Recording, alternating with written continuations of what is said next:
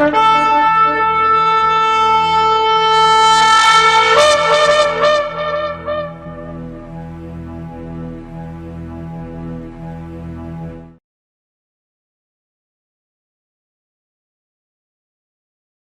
אתה יבוא אלוהינו מלך העולם, אשר קידשנו במצוותיו וציוונו לעסוק בדברי תורה. ברוך אתה יבוא המלמד תורה לעמו ישראל, בשם Yeshua HaMashiach. Bendito seas Yahweh nuestro Elohim, Rey del universo, que nos santifica con tus preceptos y nos ordenas ocuparnos desde el estudio de la Torah. Bendito seas Yahweh, que enseñas Torah a tu pueblo Israel, en el nombre de Yeshua HaMashiach. Amén.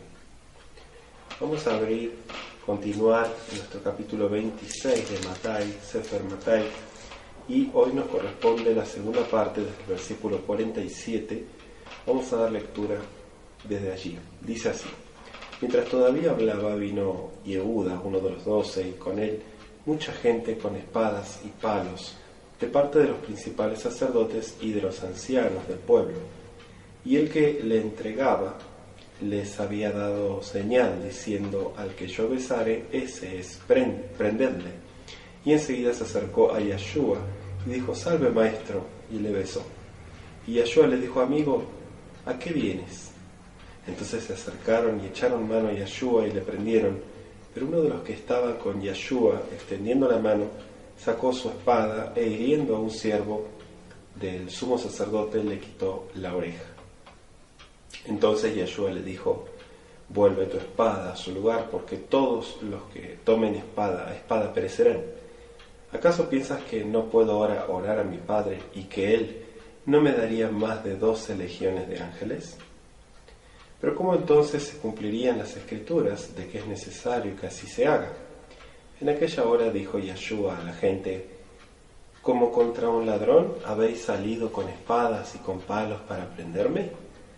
Cada día me sentaba con vosotros enseñando en el templo, y no me prendisteis.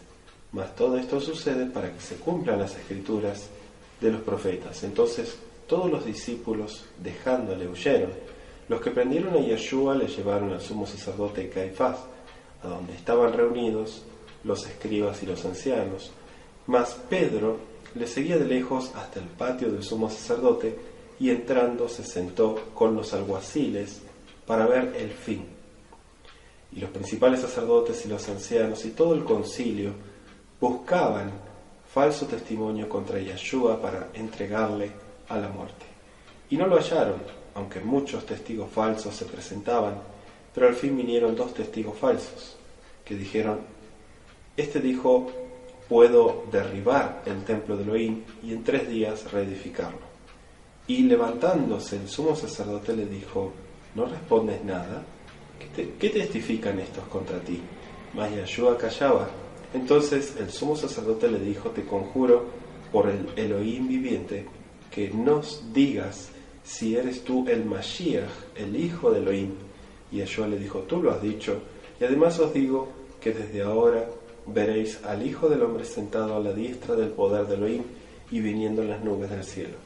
Entonces el sumo sacerdote rasgó sus vestiduras diciendo: ha blasfemado. ¿Qué más necesidad tenemos de testigos? He aquí, ahora mismo habéis oído su blasfemia. ¿Qué os parece? Y respondiendo ellos dijeron: es reo de muerte.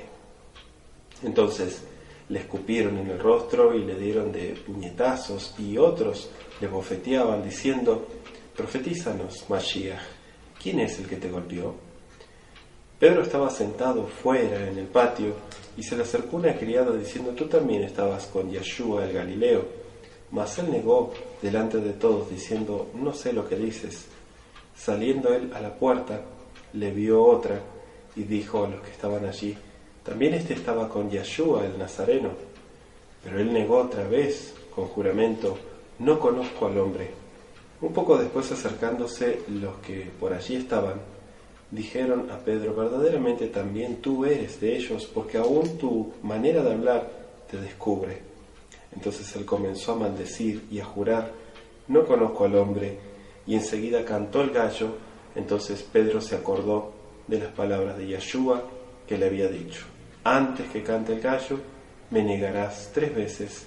Y saliendo fuera, lloró amargamente. Palabra del Eterno, capítulo 47, 26, versos 47 al 75, para aquellos que se unen al estudio. Está muy interesante esta segunda parte. Continúa lo que veníamos estudiando. Habíamos llegado hasta el verso 46, donde dijo: levantaos, vamos, ved, se acerca el que me entrega.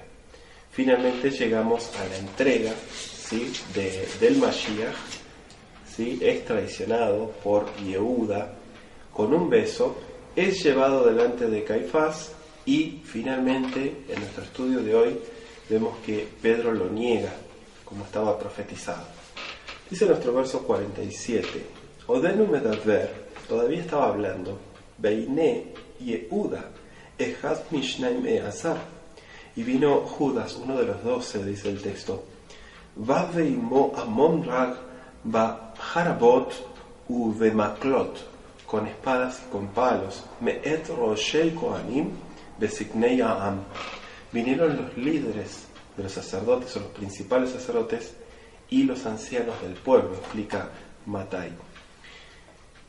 Judas, el traidor, sabía dónde encontrar a Yeshua. Anótese Juan 18:2, se habían hecho los arreglos para arrestar a Yeshua, para prenderlo, en uno de los lugares donde se retiraba a orar y demás. Y el huerto de Getsemaní era uno de los lugares donde solía ir con esos propósitos, ¿sí? Algunas veces había pasado allí la noche, incluso dice Lucas 21:37, pero la misión de Yehuda o Judas era conducir a los gobernantes hasta Mashiach, hasta Yeshua, cuando estuviera en un sitio tranquilo, en un sitio apartado para que la gente no lo pueda ver, y allí identificarlo ante sus captores, ¿sí? Hechos 1:16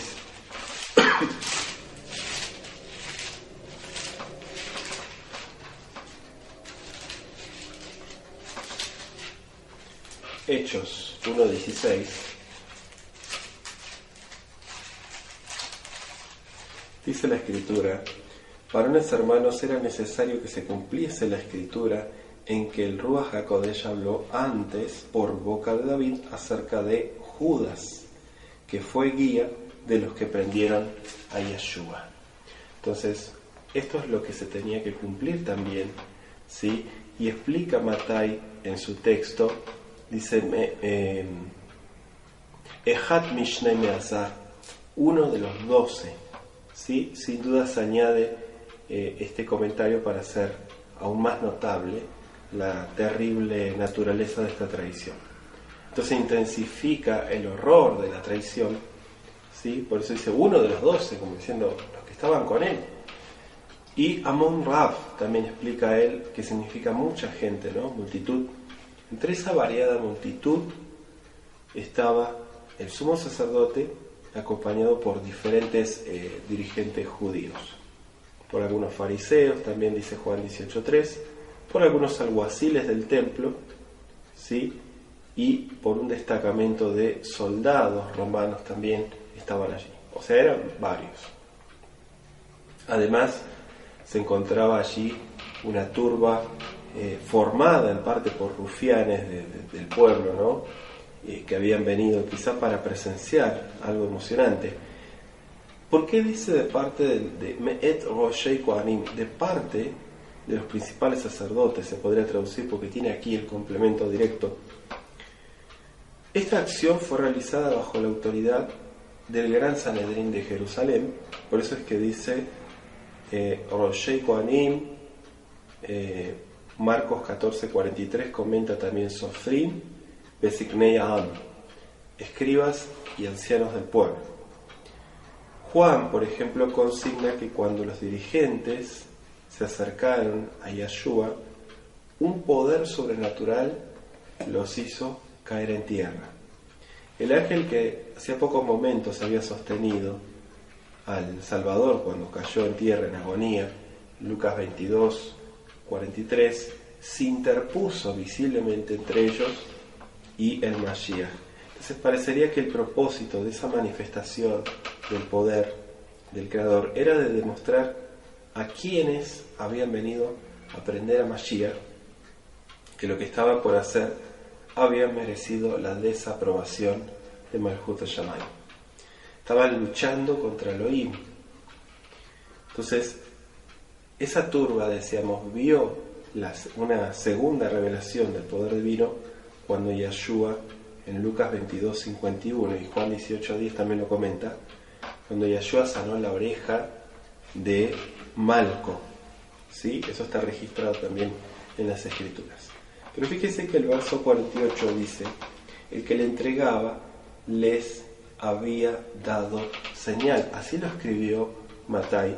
Dice: Ve'amoser oto natan laem ot. Ot, la palabra ot significa una señal. Marcos emplea una palabra también para indicar una señal concertada de antemano. Los hebreos temían que, por ser de noche en medio de una gran multitud, pudieran prender a quien no correspondía y que se escapara aquel a quien querían capturar. Posiblemente también temían, ¿no?, que se produjera una lucha. Pero dice el mismo verso 48 en la segunda parte: al que yo besare, ese es, prenderle. ¿Sí? Así está escrito. Dar un beso era un modo común de saludar en tiempos antiguos, tal como sigue siéndolo en algunas partes del mundo hasta hoy en día. ¿Sí? Se sigue igual. Les dejo algunas citas: Lucas 7:45, Hechos 20:37, 1 Corintios 16:20. Entonces, sin duda era la forma más correcta en la que un discípulo podía saludar a su maestro, con un beso. ¿Sí? Le dejo Proverbios 27:6. Prendedle. Esto podría indicar que Judas no tenía ninguna intención de ayudar a prender a Yeshua, ¿no? Que consideraba que había cumplido su parte al dar un beso que identificaría al que estaban buscando y que no se sentía responsable por lo que pudiera suceder después de ese momento. Y así finalmente llega nuestro verso 49 y dice: y enseguida se acercó a Yeshua y dijo: salve, maestro, y le besó. ¿Sí? Así está escrito: Shalom leja, Rabí, le dijo. Shalom leja es como decir la paz sea contigo, maestro. Dice: Va'idna sheklo, y lo besó. Así está escrito en nuestro verso 49. Claro, si bien es cierto que ese verbo nashak bien podría tener la fuerza enfática de una preposición, mientras que el verbo nashak besar del verso 48 es menos enfático, claro, no está bien claro acá la diferencia del significado que pueda existir con los dos, pero lo que sí es cierto es que, según versiones, besó repetidas veces. ¿Sí? Así está por el sistema Piel, que es un sistema, para aquellos que están estudiando hebreo, es un sistema intensivo y que intensifica la acción, es decir, el verbo. ¿Sí? Entonces dice nuestro versículo 50: y Yeshua le dijo: amigo, ¿a qué vienes? Entonces se acercaron y echaron mano a Yeshua y le prendieron. ¿Sí? La pregunta que le dijo: más ba'ata, ¿para qué viniste?, se podría traducir. Fíjese que la palabra que aquí traducen como amigo, ¿sí?, le dijo Raí. Raí es como decir ¿qué podría ser? Un compañero, un socio, un camarada. ¿Sí? Solo Matai registra esta respuesta de Yeshua, y en algunos casos se emplea la palabra Raí para dirigirse a una persona cuyo nombre se desconocía, ¿no? Entonces es posible que Yeshua hubiera evitado usar el nombre de Judas a fin de llamar la atención a toda esa fingida amistad de este traidor hipócrita. ¿A qué vienes? Según Lucas, Yeshua le preguntó a Judas: ¿con un beso entregas al Hijo del Hombre? Lucas, para los que quieran anotar, ¿trajo su Biblia? ¿Sí? Lucas 22:48, que los que están en internet también. Lucas 22:48, ¿sí? Ahí está registrado. Nuestro verso 51, Ve'inechat min anshim, está escrito, pero uno de los que estaba con Yeshua, de las personas que estaban con él, extendiendo la mano, sacó su espada e hiriendo a un siervo del sumo sacerdote, le quitó la oreja. ¿Sí? Uno de los que estaba con Yeshua, según Juan 18:10, era Pedro. Mateo, Marcos y Lucas no lo designan por nombre, ¿sí? Quizá porque escribieron mientras Pedro aún vivía, tal vez tenían el propósito de evitar ese bochorno, en presencia de todos los que pudieran leer el relato, de que se les recordara esa precipitada acción, ¿verdad? Lo menciona Juan, que escribió muchos años después de la muerte de Pedro, por eso decimos que tal vez es porque estaba todavía con vida Pedro, por eso no se atrevieron a escribir. Pero dice, sacó su espada. Pedro había interpretado mal las palabras de Yeshua y pensó que el maestro quería que los discípulos emplearan armas para defenderle. Pero él no dijo eso. ¿Sí? Me estoy basando en Lucas 22:38. Entonces ese erróneo celo, entre comillas, de Pedro, que manifestó en esa ocasión, sirve de advertencia para los que hoy testificamos acerca de Elohim, hoy en día, a fin de que no seamos tan drásticos. Y lo he dicho muchas veces, el Creador no necesita que lo defienda, que Él se sabe defender solo. Hay gente que se pone a defender ideas, en realidad ideas personales, y no está defendiendo digamos lo que dice el Creador, sino está defendiendo algo personal y piensa que está defendiendo, ¿sí? O que el Creador también, o podría ser que piensa que no se sabe defender, ¿verdad? Entonces tenemos que entender, acá dice un siervo, era un siervo, bueno, este se lo reconoce como Malco, ¿no? Un siervo del sumo sacerdote que conocía personalmente al sumo sacerdote. Se lo identifica como Malco al siervo, el versículo 10. Posiblemente Malco fue uno de los que le echaron mano a Yeshua en Mateo 26:50. Posiblemente. Y dice que le quitó la oreja. O sea que es probable que Pedro hubiera tenido la intención de decapitarlo, no de sacarle la oreja solamente. Quizá una mano invisible desvió el golpe. Quizá algo sobrenatural. Solo Lucas registra la milagrosa restauración de la oreja cortada en Lucas 22:51, ahí está. ¿Y qué dice el verso 52? Vuelve tu espada a su lugar, es decir, guarda tu espada, porque todos los que tomen espada, a espada perecerán, dijo Yeshua. Estas palabras de Mashiach dejan bien en claro que su declaración anterior no debía comprenderse como una autorización para usar la fuerza en defensa del reino de Elohim. ¿Sí? Durante su juicio, Juan 18:36, Yeshua dijo, si mi reino fuera de este mundo, mis servidores pelearían. Solo cuando los creyentes erróneamente piensan que el reino de Mashiach pertenece a este mundo, recurren a la fuerza para defender lo que consideran que son los intereses de ese reino. Los dirigentes de los judíos podrían haber interpretado fácilmente que el acto arrebatado de Kefa demostraba que Yeshua y sus alumnos eran una banda de peligrosos revolucionarios, y esa acusación podría haberse empleado como una prueba válida de que Yeshua merecía ser ajusticiado. Entonces, hasta donde se sepa, nada se dijo acerca de este desafortunado episodio. De no haber ocurrido la inmediata y milagrosa curación de la oreja de Malco, podría haber sido diferente la historia, ¿no lo creen?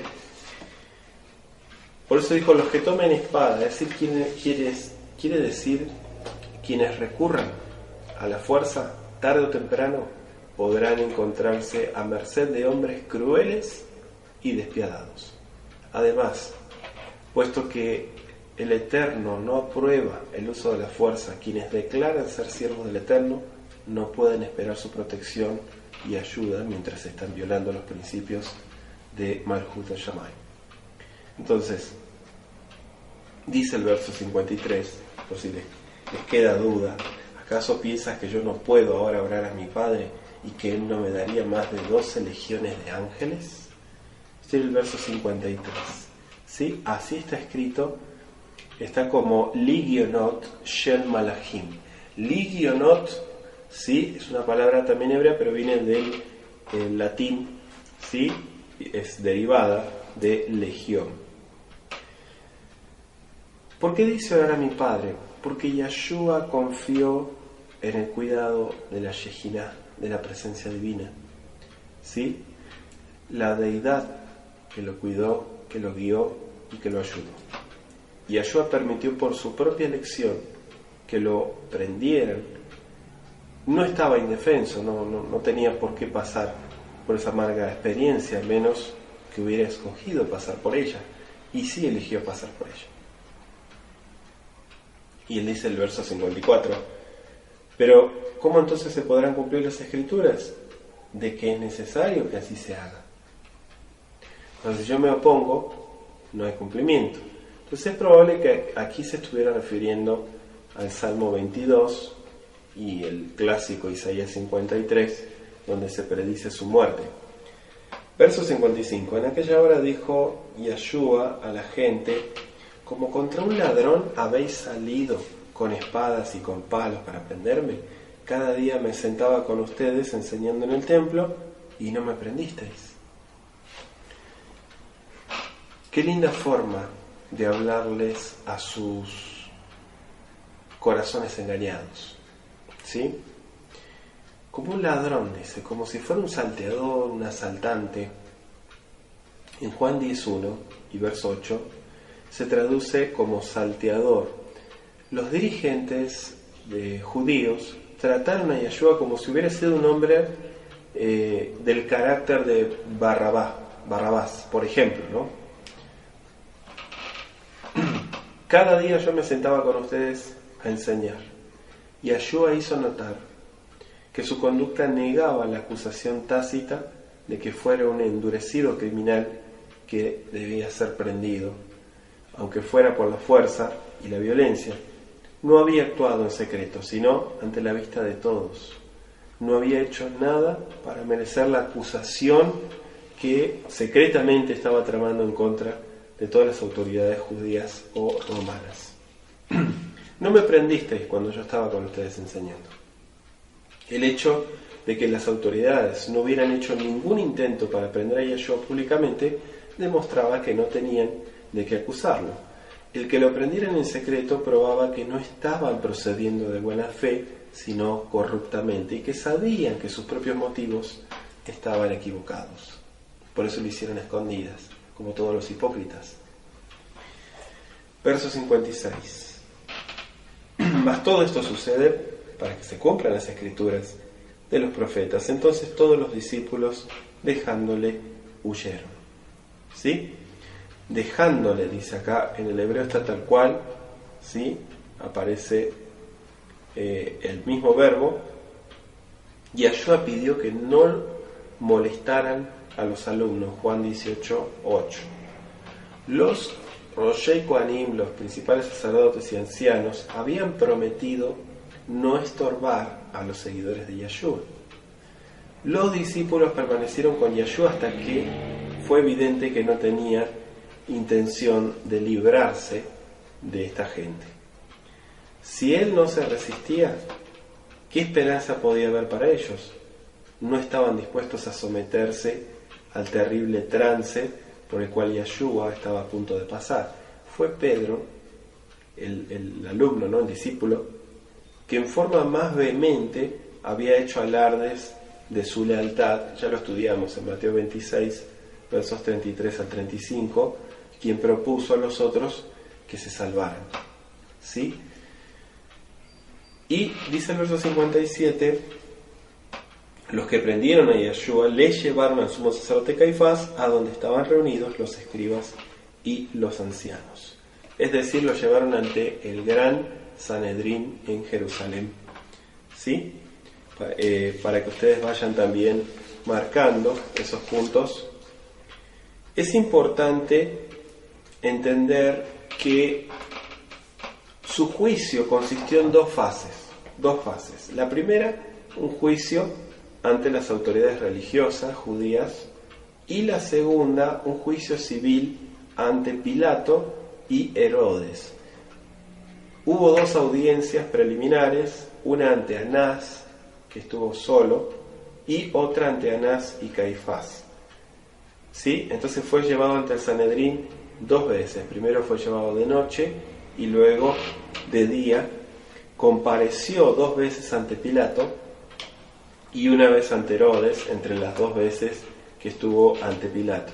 En cuanto al propósito de cada una de las etapas del juicio y de la condenación de Yeshua, ¿sí? Es importante que usted vaya anotando también esto, porque son datos para tener en cuenta de lo que está explicando aquí Matai. Menciona a Caifás, ¿sí? Caifás fue sumo sacerdote aproximadamente desde el año 18 hasta el año 36 después de Mashiach, ¿sí? O sea que fue designado por Valerio Grato, dicen los historiadores, ¿sí? Lo pueden buscar si tienen antigüedades de los judíos de Flavio Josefo, si no lo pueden conseguir, ¿sí? Él comenta también que fue designado por Valerio Grato, el predecesor de Poncio Pilato. Estaban reunidos, dice aquí el versículo, se habían reunido para el juicio nocturno de Yeshua, quizá como a las 3 de la madrugada. Aquellos miembros del gran Sanedrín que simpatizaban, claro, con Yeshua, o que por lo menos deseaban que se lo juzgara con justicia, casualmente no fueron invitados. ¿Por qué será? Los escribas y los ancianos, dice acá, el verso 57, es decir, el Sanedrín estaba compuesto de miembros pertenecientes a estos dos grupos y también de sacerdotes. ¿Sí? Hay un pasaje paralelo de Marcos 14:53 que aparece en los tres grupos. ¿Sí? En cuanto a los escribas, se menciona Mateo 2:4 y Marcos 1:22. Entonces dice el verso 58, más Pedro le seguía de lejos hasta el patio del sumo sacerdote y entrando se sentó con los alguaciles para ver el fin. Pedro le seguía, pero le seguía de lejos. También Juan le siguió, Juan 18:15, anótenlo. Todos los discípulos habían abandonado a Yeshua cuando se hizo evidente que él no se iba a resistir. Pero estos dos recuperaron la serenidad, por lo menos en parte, y siguieron a este grupo hasta el palacio del sumo sacerdote. ¿Sí? Evidentemente los otros fueron menos temerarios y dice que fueron de lejos. Si bien Pedro no tuvo suficiente valor como para manifestarse abiertamente de parte de Yeshua, en cierto modo fue más valiente que la mayoría de los otros discípulos. Y dice, y entrando, o sea, Pedro logró entrar por pedido de Juan, quien conocía bien a la familia sacerdotal. ¿Por qué dice para ver el fin? Porque Pedro quería presenciar el proceso del juicio y quería conocer, cuando dice fin, se interpreta como quería conocer la sentencia que se iba a dar. ¿Sí? Él quería presenciar el juicio y quería conocer la sentencia. Verso 59. Los principales sacerdotes y los ancianos y todo el concilio buscaban falso testimonio contra Yeshua para entregarle a la muerte. Quizá el sumo sacerdote Caifás, junto con Anás, que había sido sumo sacerdote, y otros que en algún momento ejercieron el sumo sacerdocio, dice todo el concilio, es decir, todos menos los que simpatizaban con Yeshua, que dijimos que ese día no se presentaron. Estos habían sido deliberadamente excluidos de los planes para condenar a Yeshua y por eso no fueron convocados en esta ocasión.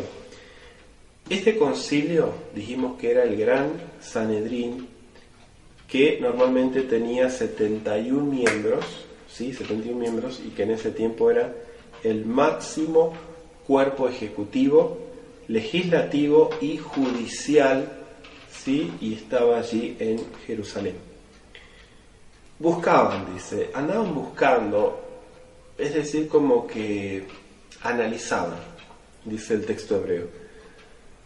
Esto sugiere, en el texto que estoy analizando, el verso 59, desde el hebreo, esto sugiere que les resultó difícil encontrar la clase de testigos que necesitaban. ¿Por qué? Porque dice falso testimonio. Durante 2 años, los espías del Sanedrín habían seguido a Yeshua a fin de informar todo lo que decía y hacía.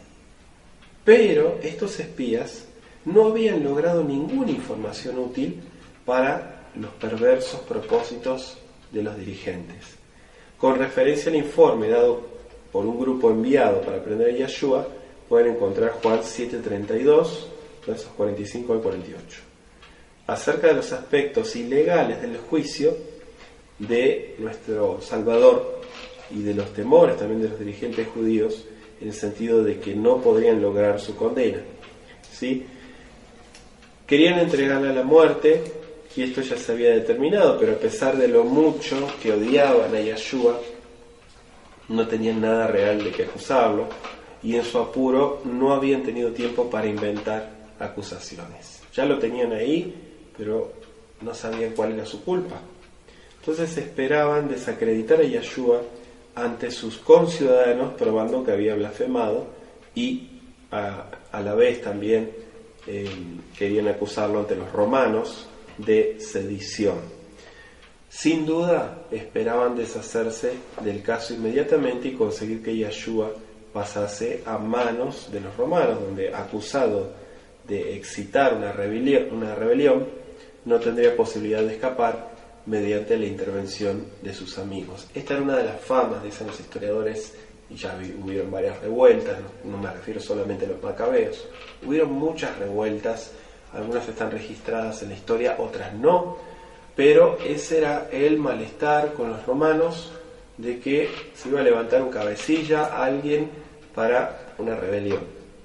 Entonces, este también fue uno de los puntos que ellos trataron de manipular, de que él era el líder, un revolucionario, y que en realidad estaba buscando poner en contra a los judíos con los romanos. No lo hallaron, dice el verso 60, aunque muchos testigos falsos se presentaban, pero al fin vinieron 2 testigos falsos que dijeron, este dijo, puedo derribar el templo de Elohim y en 3 días reedificarlo. Jamás dijo eso Yeshua.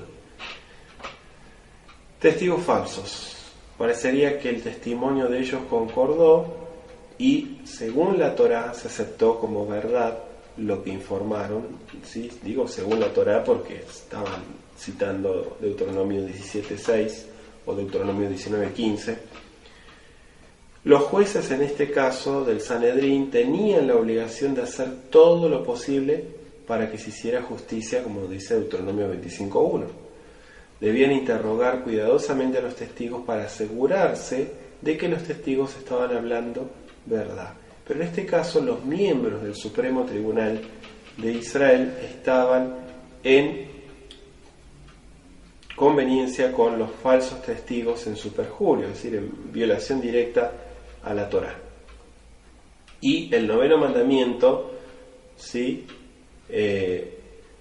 Éxodo 20:16 lo deja más que claro, ¿sí? Entonces estaban violando el Torá. Aún estos 2 últimos testigos no estuvieron realmente de acuerdo, dice Marcos 14:59, en los puntos básicos, y su testimonio fue contradictorio en realidad, pero como estaba todo arreglado, ¿sí? No le pusieron tanta atención. Sin embargo, el sumo sacerdote fingió que aceptaba su testimonio, aunque bien sabía que Yeshua no podía ser sentenciado con esas pruebas. Su conducta posterior reveló esto. Dice el verso 61, que dijeron, este dijo, puedo derribar el templo de Elohim y en 3 días reedificarlo. Y levantándose el sumo sacerdote le dijo, ¿no respondes nada? ¿Qué testifican estos contra ti? Una forma desdeñosa de referirse a Yeshua dice este. El verso 61 lo pueden ver. Este dijo. ¿Sí? Este es como algo muy despectivo, como si fuera una cosa. Es evidente que los testigos se referían a una declaración hecha por Yeshua en la primera parte de cuando él empezó a predicar, pero solo sacando esta afirmación de su contexto podría hacer pensar que eso era una afrenta para el templo, pero él no dijo eso. Es decir, que lo sacaron de contexto. ¿Sí? Yeshua se estaba refiriendo al templo del cuerpo, no al templo de Jerusalén. Y en especial a su resurrección, Juan 2, 19 y 21. Entonces, con referencia a la expresión 3 días, ¿sí? Ya estuvimos explicando sobre eso, pero él no se estaba refiriendo al templo, al edificio, él estaba hablando del cuerpo. Ese es el templo. Entonces se levantó el sumo sacerdote, dice el verso 62, plenamente consciente, ¿sí? ¿Y qué pasó? No tenía cómo condenar a Yeshua. El sumo sacerdote aparentó haber encontrado una acusación válida. Yeshua callaba, ¿sí? Dice el verso 63, y el sumo sacerdote le dijo: te conjuro por el Elohim viviente que nos digas si eres tú el Mashiach, el hijo de Elohim. Y Yeshua le dijo: tú lo has dicho. Además os digo que desde ahora veréis al Hijo del Hombre sentado a la diestra del poder de Elohim y viniendo en las nubes del cielo. Yeshua callaba, persistentemente rehusaba hablar. Esta característica se había presentado en la profecía más de 7 siglos antes, ¿sí? Isaías 53, 7, y dice: te conjuro, el verso 63, te conjuro. O sea, Caifás exigió que Yeshua respondiera bajo juramento a la pregunta que ahora se le hacía. A pesar del testimonio de todos los testigos falsos, el Sanedrín no tenía todavía pruebas, ¿sí?, de lo que estaba realmente acusando. Caifás esperaba lograr que Yeshua se acusara a sí mismo. También eso era ilegal. Una persona no podía ser condenada por su propio testimonio, ¿sí? Entonces hay muchos puntos acá para tener en cuenta, para analizar. Te conjuro por el Elohim vivo o viviente. Es decir, que Caifás pretendió llevar a Yeshua ante el tribunal de Elohim. Y le dice el versículo, estoy en el verso, vamos a marcar el verso 63. Si tú eres el Mashiach, ¿sí? Si tú eres el Mashiach, es decir, el Mesías, el ungido. Yeshua había evitado decir claramente que era el Mesías o el ungido. Quizá en parte porque, según la idea popular del Mesías, dirigía a los judíos en una revuelta armada contra Roma. Yeshua prohibió a sus alumnos que hicieran esta afirmación. Y esta no fue la primera vez que se les hizo esta pregunta a Yeshua, ¿sí? Ya varias veces. Y menciona Ben Elohim también. Pero si usted se da cuenta, en Lucas 1.35, inclusive Yeshua solía denominarse Ben Adam, por su condición de humano, ¿sí? Ben Adam. La expresión hijo del bendito es un circunloquio, se llama, empleado comúnmente para no pronunciar el nombre divino, ¿sí? Por eso dice el verso 64, tú lo has dicho. Y además os digo que desde ahora veréis al Hijo del Hombre sentado a la diestra del poder de Elohim y viniendo en las nubes del cielo. Tú lo has dicho. O sea, sí. Equivale a un sí. ¿Sí? En Marcos 14:62 se lee Anojí, yo soy. Cuando fue instado a responder bajo juramento, Yeshua no rehusó testificar. En realidad, fue entonces cuando contestó. Es evidente que la instrucción de Mateo 5:34 no se aplica a los juramentos judiciales. Aquí Yahshua dio un ejemplo de que había enseñado a los 12 en cuanto a confesarlo delante de los hombres, ¿no? Pero dice, desde ahora veréis. Aquí está citando Daniel 7:13 y alude al Salmo 110:1 también. Evidentemente se refiere a dos aspectos de su actividad futura: la entronización, ¿sí?, a la diestra de Elohim, y la segunda venida, como lo dice el Apocalipsis 1:7, cuando como juez del mundo vendrá a recompensar a cada uno según sus obras, ¿sí? Entonces, ¿cómo se llama él? Ben Adam, así se llama. Se hace llamar Ben Adam, el Hijo del Hombre. Por eso aparece así: Hijo del Hombre sentado a la diestra del poder de Elohim y viniendo en las nubes del cielo. Entonces el sumo sacerdote rasgó sus vestiduras diciendo: ha blasfemado. ¿Quién más necesidad tenemos de testigos? He aquí, ahora mismo habéis oído su blasfemia, dice.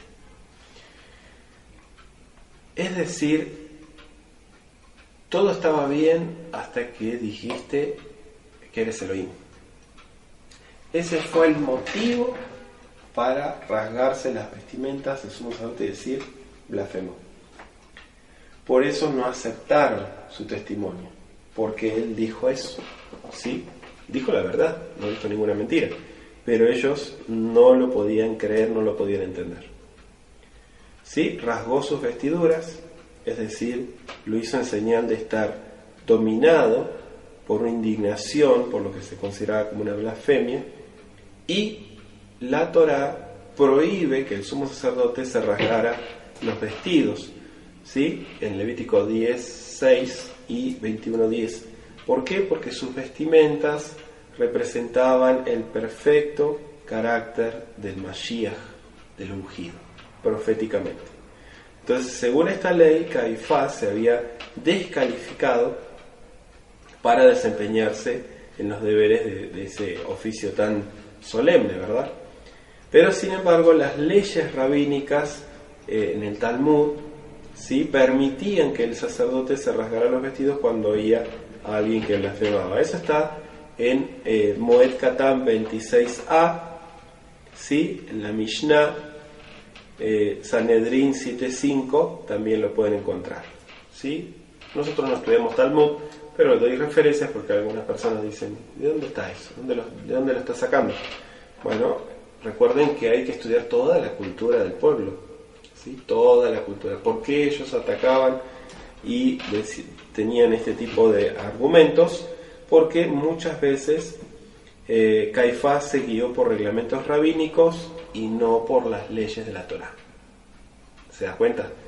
¿Sí? Blasfemia, según el judaísmo rabínico, pronunciar el nombre divino era blasfemia. Eso está en Sanedrín 7:4-5. Entonces los judíos entendían que era blasfemia el que un hombre se igualara con Elohim. Caifás se negaba a aceptar que Yahshua fuera diferente de cualquier otro hombre. Si hubiera sido solo un hombre, habría sido blasfemia decir lo registrado en Mateo 26:64. Pero bajo juramento Yahshua había afirmado que era el Mesías y que había permitido que se lo designara bajo Ben Elohim, o hijo de Elohim. Durante 2 años el Sanedrín había sabido que Yahshua hacía esta afirmación con el máximo sentido posible. Pero recuerde que el judío le da más cabida o más lugar a el Talmud, porque lo inventaron ellos, ¿sí? Entonces tiene más prioridad que la Torá del Eterno, ¿sí? Por eso es que ellos, el Gran Sanedrín y todas esas discusiones que están escritas en el Talmud, en todos los tratados, vienen ya de aquella época, ¿sí? Discusiones y demás afirmaciones, y llegaron a este tipo de, digamos, pensamiento, ¿no?, o filosofía. ¿Qué os parece? Verso 66. Es decir, ¿qué opinan? Respondiendo ellos dijeron: es reo de muerte, ¿sí? Hay que matarlo. Caifás pidió la votación de los miembros del Sanedrín acerca de esta acusación. Pidió que como jueces del más alto tribunal del país dieran su veredicto. Y dijeron reo de muerte. Según la Torá, Levítico 24:16, el que blasfemaba era digno de muerte. ¿Sí? Los rabinos indicaban que el que pronunciara el nombre de Elohim debía morir. Mishnah Sanedrín 7, 4, 5. Entonces los judíos también entendían que igualarse con Elohim era blasfemar. ¿Sí? Claro, según Levítico, Yeshua no había blasfemado para nada, es una tontería de ellos. Pero considerando que era Elohim, el igualarse con Elohim, ¿sí?, no era blasfemia, de acuerdo con las palabras registradas en Mateo 26, 64, no pronunció nada que pudiera hacer que fuera acusado de blasfemia. Sin embargo, el sacerdote consideró que había blasfemado y que debía morir. Entonces esta decisión era ilegal porque fue tomada de noche. ¿Sí? Aunque se lo aprobara, el veredicto no tenía vigencia de ley a menos que fuera ratificado por los romanos. Así lo comenta también Flavio Josefo en La Guerra de los Judíos. Según Marcos 14:64, todos ellos le condenaron declarándole ser digno de muerte. Entonces se entiende que todos, dice Marcos kulam significa todos, se refiere a los que estaban allí presentes. O sea, no se había invitado a Nicodemo, a José de Arimatea y a otros de quienes se sabía que simpatizaban con Yeshua, o que al menos tenían conciencia en su deseo de que se le hiciera justicia. En Lucas 23:51, ¿sí?, se dice específicamente que José o Yosef no había dado su consentimiento para la ejecución de Yeshua. En otras ocasiones previas, Nicodemo había impedido la condenación de Yeshua en Juan 7, 50 y 51. Entonces los dirigentes consideraban que hombres como Yosef o Nicodemo eran parciales y favorecían a Mashiach, y no tomaron en cuenta que ellos mismos eran movidos por sus prejuicios, ¿no?, contra Yeshua. Verso 67. Entonces le escupieron en el rostro y le dieron de puñetazos, es decir, golpes, y otros le abofeteaban, diciendo: profetízanos, Mashiach, ¿quién es el que te golpeó? Le escupieron el rostro. Esto estaba profetizado por Isaías en Isaías 50, verso 6, Marcos 14:65 y Lucas 22:64 se añade que le vendaron los ojos. Es decir, que las afrentas que se registran en Mateo 26, 67 y 68 ocurrieron después del juicio nocturno.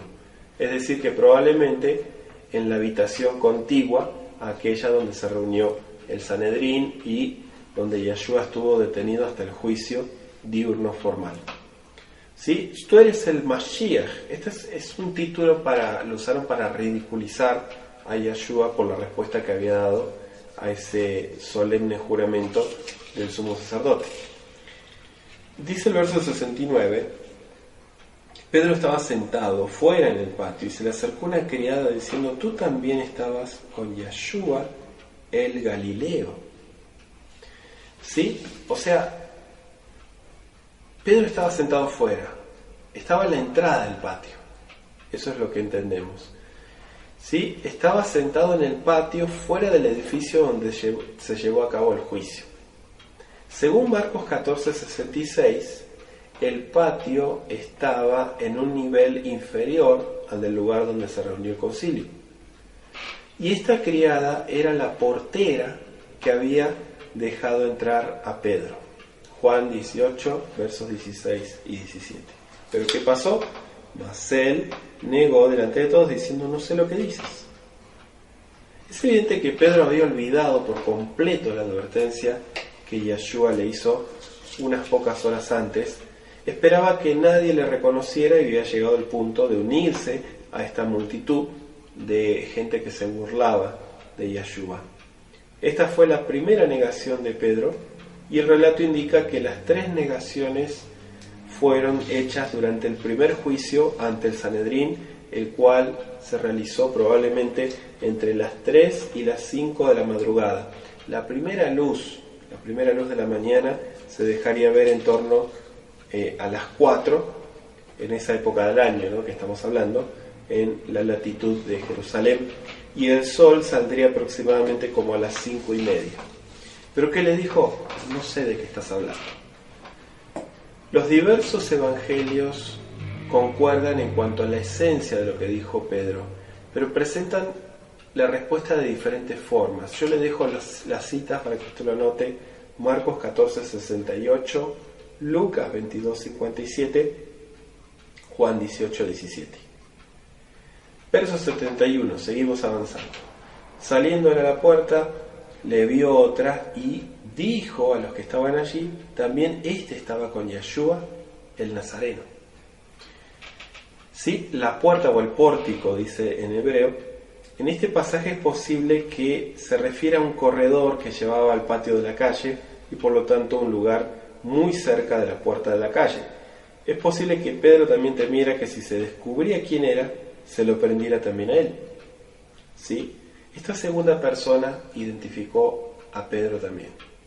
Y dice el verso 72 y 73, pero él negó otra vez con juramento: no conozco al hombre. Un poco después, acercándose, los que por allí estaban dijeron a Pedro: verdaderamente también tú eres de ellos, porque aún tu manera de hablar te descubre.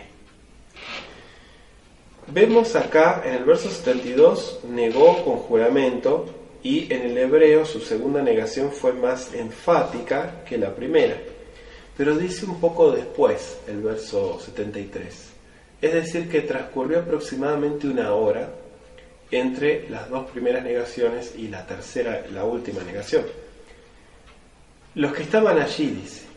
Juan 18:26 indica que el tercero en acusar a Kefa era un siervo del sumo sacerdote, pariente de Malco, a quien Pedro le había cortado la oreja. Pedro comprendió al punto que su situación era difícil si se lo identificaba como la persona que había herido a Malco. Había peligro que lo llevaran a juzgarlo por intentar asesinarlo. Le dijo: tu manera de hablar. O sea, parece que aquí se hace referencia al acento galileo de Kefa, Marcos 14:70. Es decir, que la manera de hablar de los galileos era diferente de la forma de hablar de la gente de Judea. Entonces parece que muchos años más tarde los galileos tenían dificultad de pronunciar, sobre todo las letras guturales, ¿sí? Las guturales, para aquellos que están estudiando hebreo, saben a qué letras me refiero, ¿sí? Los galileos les costaba pronunciar esas letras, entonces la gente de Judea se da cuenta que no eran de ahí. El verso 74, entonces él comenzó a maldecir y a jurar: no conozco al hombre, y enseguida cantó el gallo. ¿Dice maldecir? Sí, en el hebreo está escrito así. Empezó a maldecir. Claro, esto violaba directamente el precepto dado por Yeshua en el Sermón del Monte en cuanto a la manera pura y sencilla de hablar. Ese falso juramento de Pedro no era garantía de que estaba diciendo la verdad. Yeshua había advertido precisamente en contra de este mal, y en ese momento Pedro no era mejor que los falsos testigos que testificaban contra Yeshua. Cantó el gallo, verso 75, entonces Pedro se acordó de las palabras de Yeshua que le había dicho. Era evidente que Pedro había olvidado las repetidas advertencias de Yeshua, de las cuales la primera fue pronunciada en el aposento alto y la segunda yendo al Getsemaní. Claro, la raíz de su error estaba en su confianza propia y en su jactancia. Ahora se acordó cuando ya era tarde, ¿sí? Sin quererlo había cumplido las palabras de Yeshua. La humildad y la buena voluntad para seguir el debido consejo son a menudo la mejor protección en contra de la posibilidad de cometer estupideces, errores necios, que te vas a lamentar toda tu vida. Saliendo afuera, es decir, salió del patio donde había entrado unas 2 o 3 horas antes, y según Lucas 22, 61, Yeshua miró a Kefa precisamente antes de que éste saliera con premura. Entonces, después de vagar sin rumbo por algún tiempo, Pedro llegó hasta Getsemaní, al mismo lugar donde hacía poco su maestro se había postrado, y lloró amargamente. Dice el hebreo, rompió en llanto amargamente, es decir, se quebró. Si Pedro hubiera procurado hacer caso a la amonestación de Yeshua, verso 41, ¿no?, de velar y orar con tanto fervor como el que manifestaba ahora al llorar por sus palabras de traición, nunca las hubiera pronunciado. Pero a pesar de que a Pedro sin duda le parecía que todo estaba perdido, hasta su misma persona, el amor del Salvador lo reanimó y le ayudó a superar este trágico episodio de su vida. Lo mismo puede ocurrirnos a nosotros, ¿sí o no? ¿Sí? Ninguna hora es tan oscura, ninguna experiencia de dolor es tan amarga como para que la luz de Yeshua, bendito sea su nombre, no pueda fortalecernos y salvarnos. Así que vamos a marcar hasta ahí. Concluimos el capítulo 26, agradeciéndole al Todopoderoso por esta gran oportunidad que nos da de estudiar, de reflexionar juntos. Bendito sea el Creador, y vamos a darle gracias a Él. Ribono Shel Olam, amo del universo, supremo, altísimo, te agradecemos por esta gran oportunidad que nos das de sentarnos a estudiar, de escuchar tu palabra, de escuchar tu consejo, tu enseñanza. Gracias por todo esto que estamos aprendiendo del libro de Mateo. Te pedimos que sigas dirigiéndonos en el nombre de Yeshua. Muchas gracias, Boreolam. Amén. Que así sea.